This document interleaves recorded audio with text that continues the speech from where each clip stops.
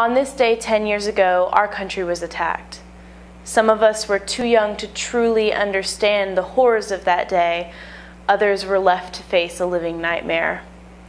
Today we gather to honor those that risked and gave their lives to save others. I'm Lauren Turner, and this is Mocs News.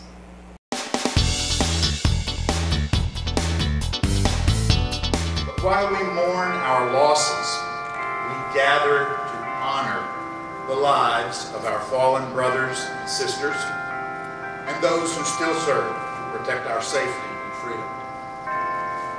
For me, the most striking images of the day 10 years ago are of those firefighters, police officers, emergency responders who were doing their jobs in the face of unbelievable chaos.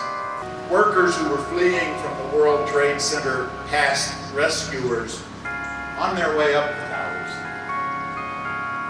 Many of those rescuers knew that they were likely to die trying to save others, and yet on they climbed. We have come into adulthood with wars and unrest around the world, and it would have been easy for ourselves to be isolated from the global community.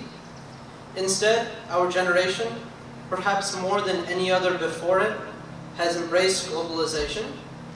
We have seen countries rise and fall by revolutions ignited by young people like us using Facebook and Twitter to communicate their ideas of freedom. We have seen our hopes and dreams, our aspirations and desires are far more alike than different. About 12 hours from the time of the first attack, most of the dying had been done. A few more survivors would be pulled from the fallen trade towers, but just a few. The same was true at the Pentagon. 2,977 souls had been brutally murdered in New York City, in Washington, D.C., and in the skies over Shanksville, Pennsylvania, by 19 radical Islamic terrorists.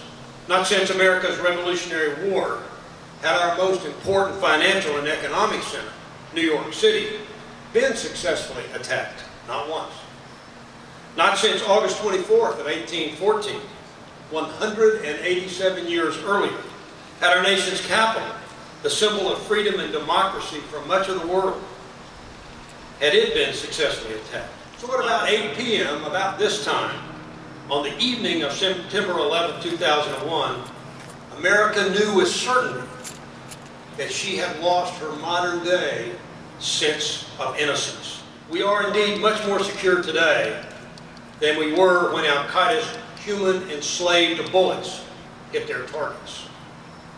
And most importantly, and indeed joyously, our democracy has well survived, and America as a symbol of freedom and justice for the people of the world remains a brilliant example of hope. We have not fallen. We have not, and we will not go away.